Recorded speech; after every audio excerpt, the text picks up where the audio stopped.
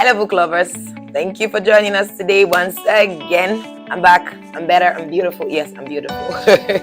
I decided to wear a hat today. A book reviewer doesn't have to be a boring dresser. Yes, let's be stylish sometimes. So good to be back in your face. And interestingly, I didn't come alone. I came with a new book. On this channel, we are big on stuffs that, make us better people, better at our jobs, better in the society, and in our relationships with people. So today we are going to be talking about a book on leadership written by a very renowned writer. His name is John C. Maxwell. I learned so much. I know you would love it. That was why I decided to bring it to you. So the book is How Successful People Lead. Like I said, it is written by John C. Maxwell. I'll put it up on the screen. It's a very popular book, and I know it is popular because of the content. It was an interesting read for me. So in this book, John C. Maxwell emphasizes that leadership is not about the position, but it is about building, it is about influence, and about the fact that influence can be cultivated and developed. So a couple of writers, on leadership, will tell you that everything rises and falls on leadership. So if a team is thriving, leadership. If a team is striving, leadership. We are here to, learn about a few things that would help us in our leadership positions, whether we are already occupying them or not. In fact, everybody is a potential leader because you have responsibilities where you sit currently, even as a subordinate, even if you're not the head of any department or any unit. So you are already leading from where you are sitting. So don't say, oh, it's not for me because I'm not a leader. No, you are already a leader from where you are because you have responsibilities that you are fulfilling. John C. Maxwell told us in this book that there are 5 levels in leadership. Number 1 is position. Number 2 is permission. Number 3 is production. Number 4 is people development.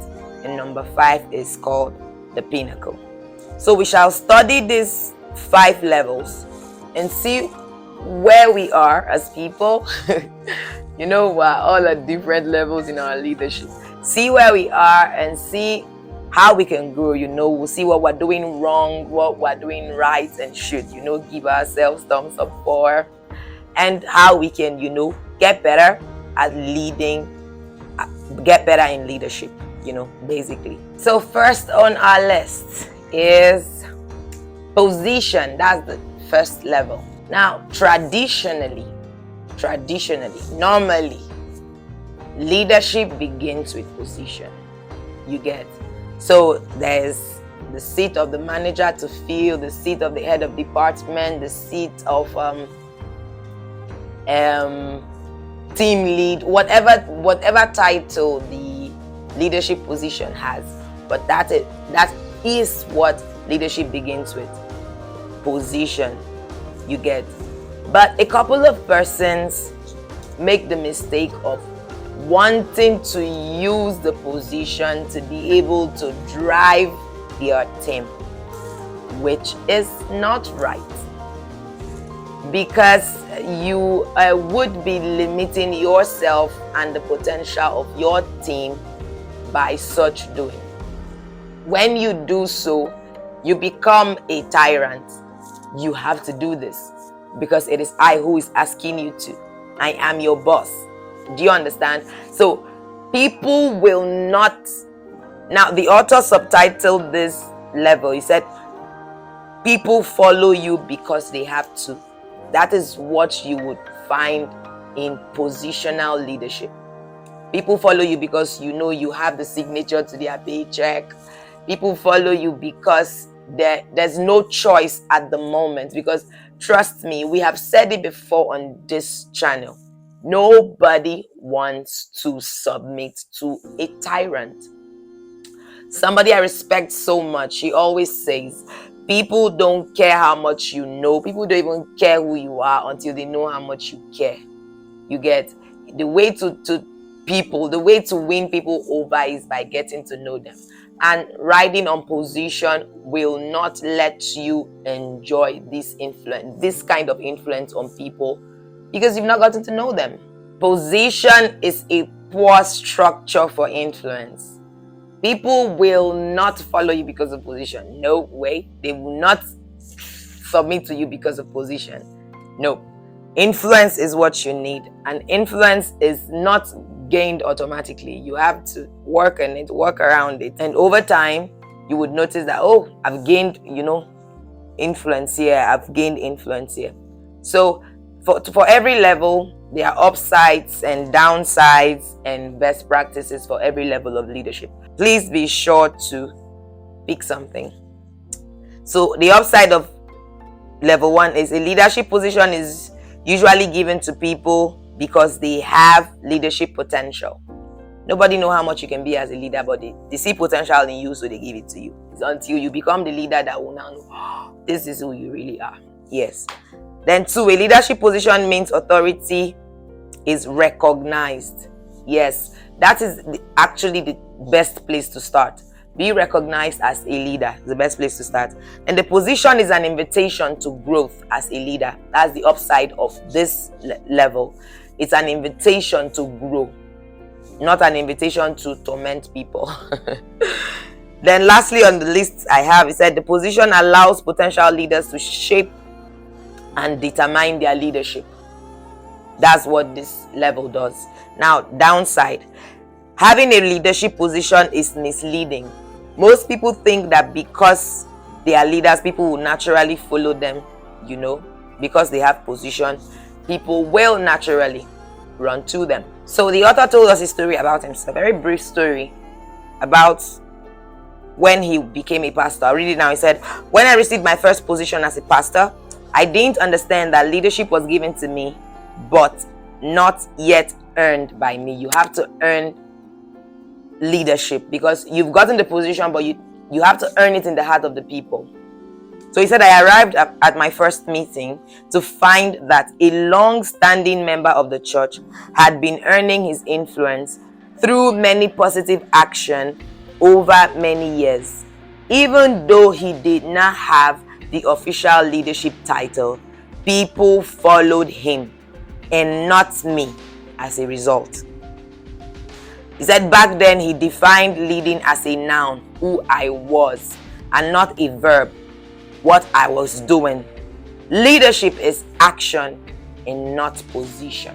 So here I feel best practices for level 1 leadership. Number 1, stop relying on your position for influence. Number 2, trade entitlement for movement. Yes. Leave your position and move towards people. You have to get to know the people that you are leading. Leave your position, get to know the people, talk with them, know them outside work. That is how if people know that they can trust you about their personal lives, trust me, you can trust them on the job because they will deliver. They're like, oh God, I don't want to fail my head of department. He or she is so nice to me. A lot of leaders I know are enjoying that kind of influence. So level 2 is titled permission. Permission. It says people follow you because they want to. Permission. So it says to attain this level, you have to make your way to the heart of your followers through a genuine relationship. So remember the best practice from level 1. Get to know your people. When you get to know your people, they will give you permission to be their leader. Because some leaders are just leading and the followers are following because, like I said, they have to. You are the one paying. But it gets to a level when you get their permission to actually be their leader because you've gotten to know them, they've gotten to know you, they trust you, and all of that.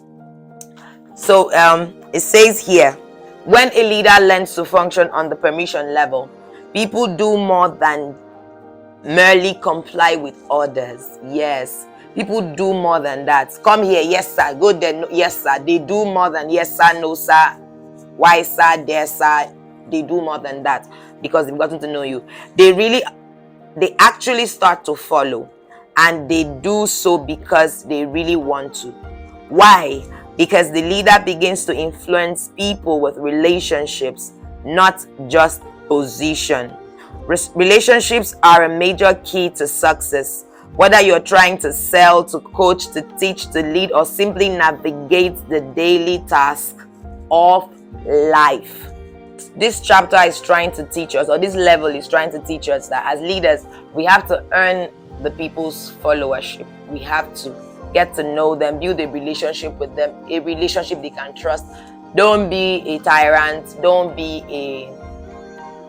a dictator. Yes. So a couple of upsides, downsides, and best practices, like it's going to be the norm throughout.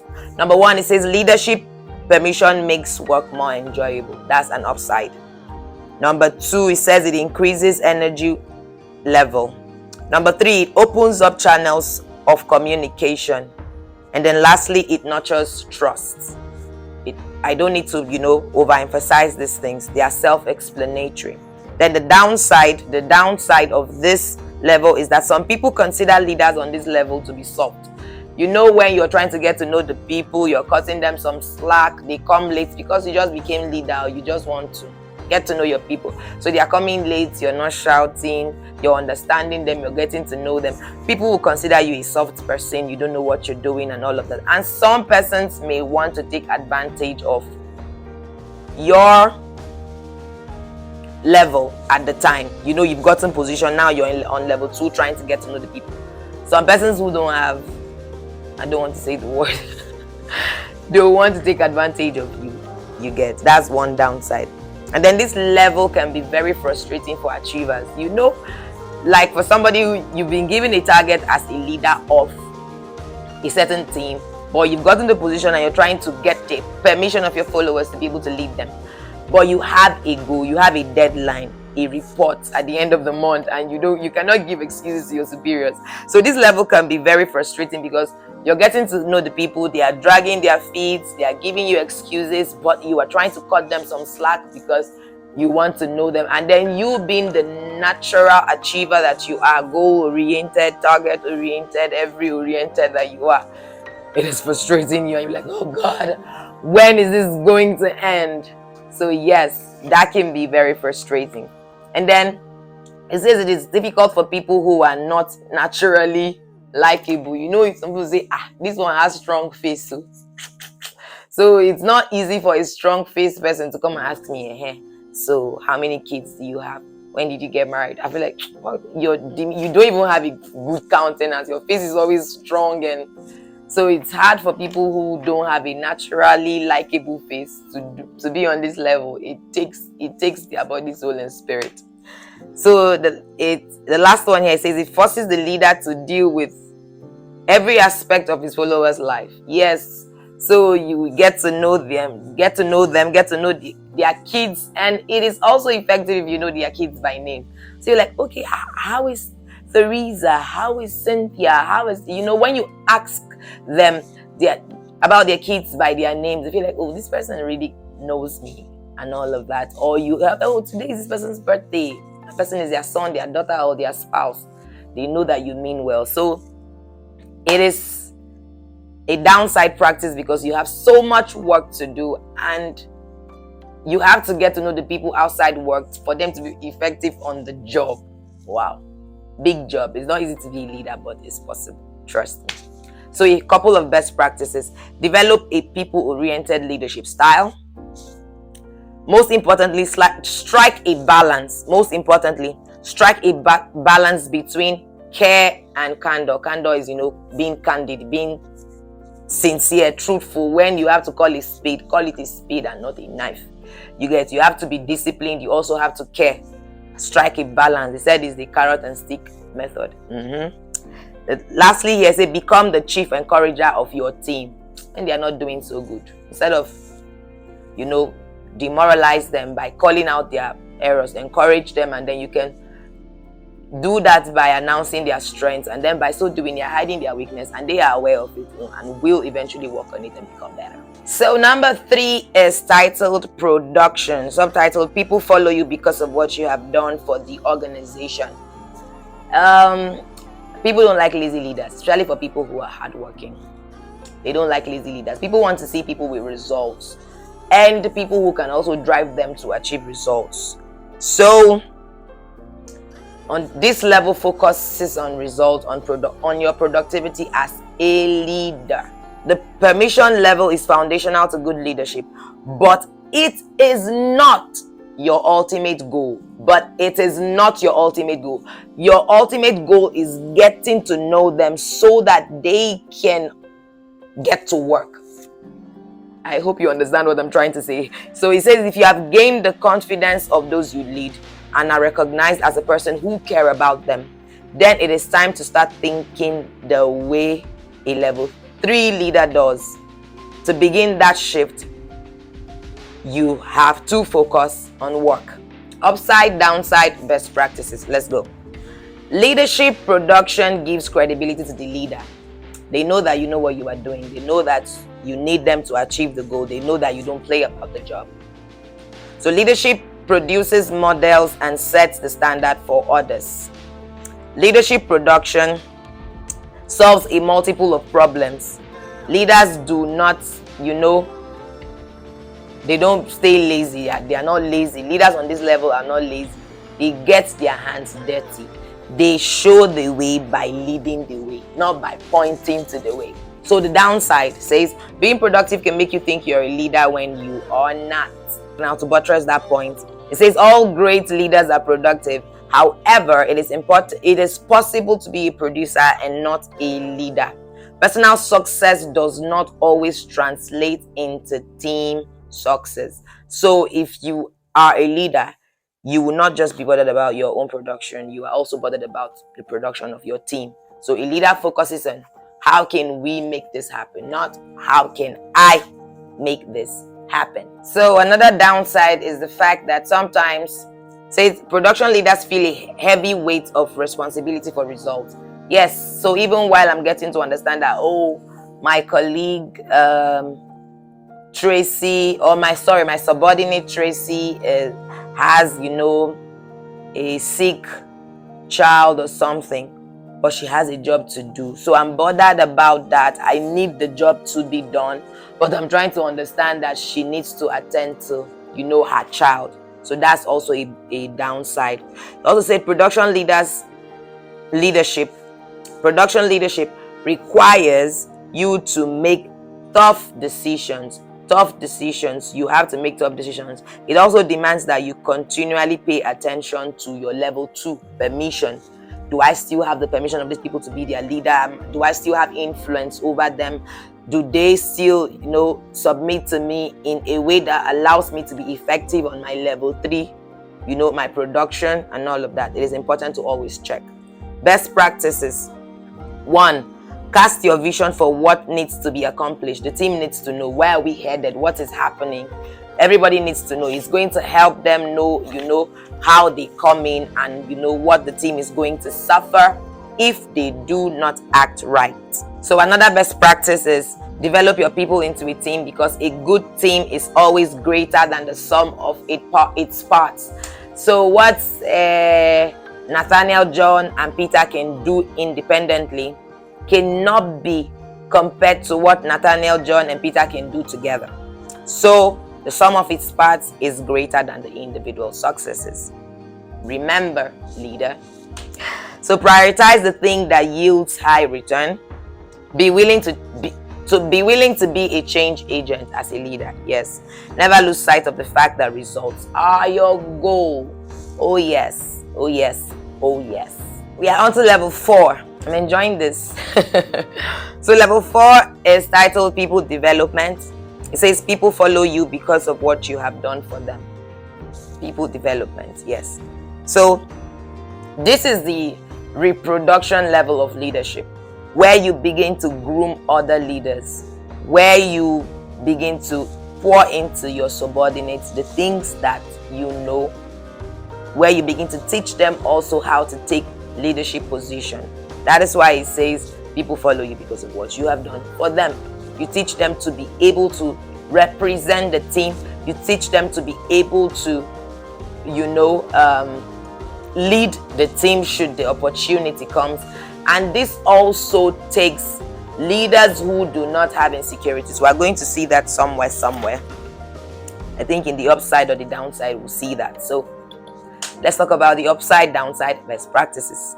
People development sets you apart from most leaders. People development assures that growth can be sustained. If I am not around, if I am sick, if I have to travel, if I have to be on vacation, is there somebody in my team to represent me? Have I reproduced myself? Is there somebody who can stand up and nothing is lost?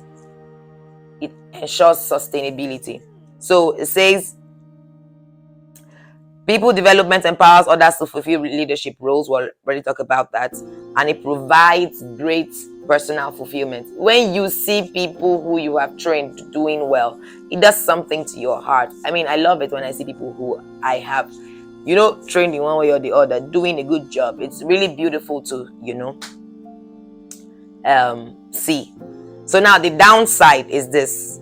Self-centeredness and insecurity can cause leaders to neglect people development. Yes, you feel like if I train this person now and the person is able to do the things I can do, maybe I may become redundant, or this person may overthrow me, blah blah blah.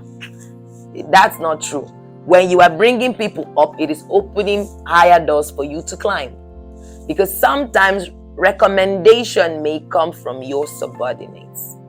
In the room of opportunity, you never know who may be at the table. So it is important for you to trash your insecurity issues so that it can enable you to train people who can support you. I mean, imagine a team where all the followers are capable leaders. You can go to sleep. Sincerely, you can go to sleep. But here's another downside. By the time that everybody is a potential leader in the group, the competition is very high. And that's another downside of all of this drama. Yes. So then the lack of commitment can keep leaders from doing the hard work of people development. It takes hard work as a leader to be able to develop other leaders, because you need to watch over them. You need to keep them on their toes. What's up? You told me you were going to achieve this by so and so time. You haven't done it. What about your personal life? You were supposed to work on this, work on that. It takes a lot of follow-up to be able to build a leader, and it's hard work. So some leaders don't even want to go through the pressure. They're like, nah, people development is not for me. So let's talk about best practices here. It says, recruit the best people.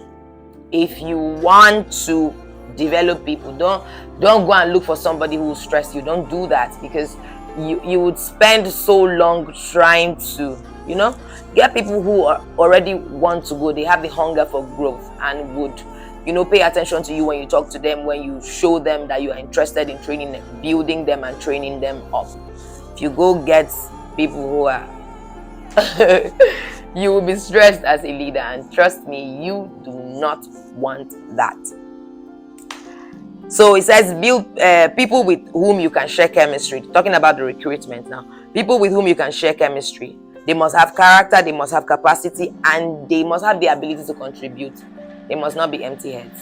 Yes, and yes. So positioning also says, place the right people in the right place. Don't give the monkey in your team to go compete in a swimming competition.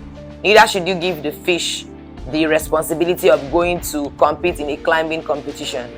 It is going to be fatal. So put the right people in the right place and you will achieve the right result. Next is modeling. Show them how to lead. Show the people how to lead. When they are making mistakes in leadership, you have to correct them. When they are making mistakes, when they are not doing right, you have to show them how. You have to be there to teach them. Yes, the next one is equipping. Help others do their job well. Help them do their job well.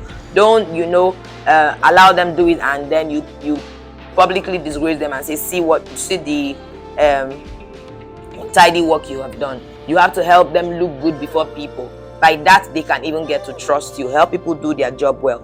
Then the next one is developing. Teach them how to do life well.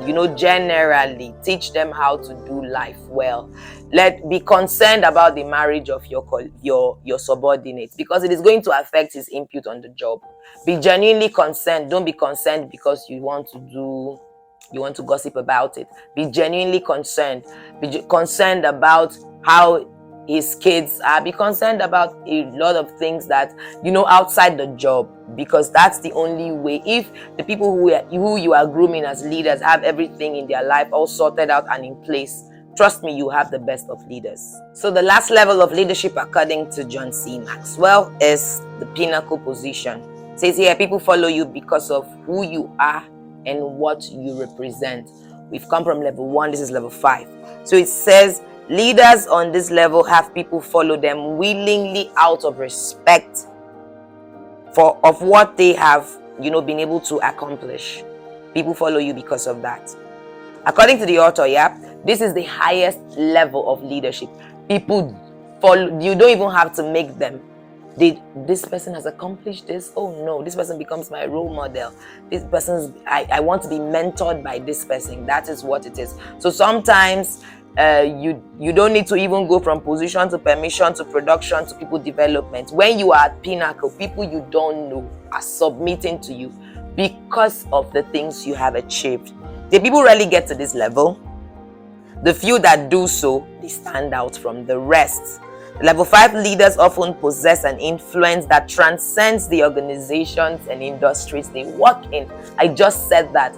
I said people will come to you outside your sector and say, look, I really like how you do. I like the things you've accomplished for yourself and I want you to mentor me. It cuts across your organization and your industry where you work.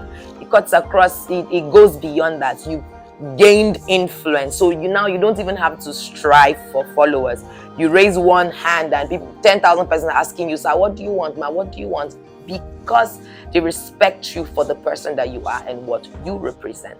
So a couple of downsides, upsides, and best practices. So let's start with the upside. It says the level 5 leadership creates a legacy within the organization. Yes, they make an impact that lives beyond their own lifetime. That's the legacy that they leave. A level 5 leadership provides an extended platform for leading. So you have achieved so much as, say, an artist or as a baker, and they invite you to the TEDx shows and all of that, and you talk to people from all walks of life. So people lend you their ears because of what they've seen you achieve for yourself. So you don't even have to strive to lead people. They beg you, please lead me. Help me to lead me. I want to be led by you. So downsides. Leaders on this level can begin to think that they've arrived. Yes, so people are following me. I'm here. But it is easy to destroy what they have built in a second. So be careful when you get to this position where you have influence that you don't even beg for. You have to be honorable about your influence. Don't use it to encourage anybody to do evil. No, you can't do that. So number 2, it says it is easy to lose focus, and you can't stay on top without focus, humility, and hard work. So you cannot stop working hard because you've arrived. You cannot stop being humble because you are at the top. You cannot stop being focused because you are at the top. Very important. Yes. Couple of best practices. Make room for others. Create an inner circle that will keep you grounded. You need to keep people around you who can tell you, chairman, sir, you have messed up. Please adjust. Yes, you need to keep people around you who respect you but would love you enough to tell you the truth, and you need to be able to listen to them. Yes. It also says plan for your succession. Some leaders don't do that. It is a failure as a leader if you don't plan your own succession. So it says leaving a successor is the last great gift a leader can give an organization. Leadership transition difficulties are far too common, and like the passing of a baton in a relay race, a leadership transition must be planned and executed well. That's your job as a leader. Plan your succession. It is important. Next one is leave a positive legacy. You have to leave a positive legacy. Don't be known for terrible things. You're already on your way out. You're at level 5, man. Leave something positive. So a couple of things I would like us to note. You can move up a level, but you must never leave the previous level behind. Don't forget you're the chairman of the company. While you are seeking permission from the people to lead them by trying to get to know them, while you're trying to be productive, to, hit the target. While you are trying to develop people, do not leave production behind. While you now have influence and you are at the top, do not leave production behind. Do not leave permission behind. Do not leave position behind. All the levels are important. If you get to level 5, you need level 1, 2, 3, and 4. Never forget. It says you are not the same. You are not at the same level with everybody. That's the next point. You are not at the same level with everybody. For some people, you just became their leader. For some, you are already producing with them. For some, you already have an influence over them. So when you change position or change organization, your level of leadership changes. So identify where you are with who and work on from there. So the higher you go in leadership, the easier it is to lead others. The higher you go on the levels of leadership, the easier it is to lead people. So when you are the positional level, it's not that easy, but it becomes easy when you are level 2. The permission becomes better when you are goal oriented, becomes better when you are developing people, becomes better when you have hit the highest level of influence. So strive to go higher, because leadership becomes easier, you get, on with you and the people. But the job is, the job doesn't really drop, but the process becomes easy. Not climbing the levels limits you and the people that you lead. And then you cannot climb the levels alone. Carry people with you. There are people you should be grooming. There are people you should be training. Carry your team too with you. Do not climb these levels alone. I want to hope that you learned so much about leadership from John C. Maxwell. Yes, this book was helpful. This is the first of this kind that we're running through a book in just a video.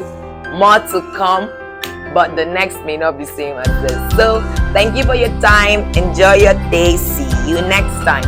Bye.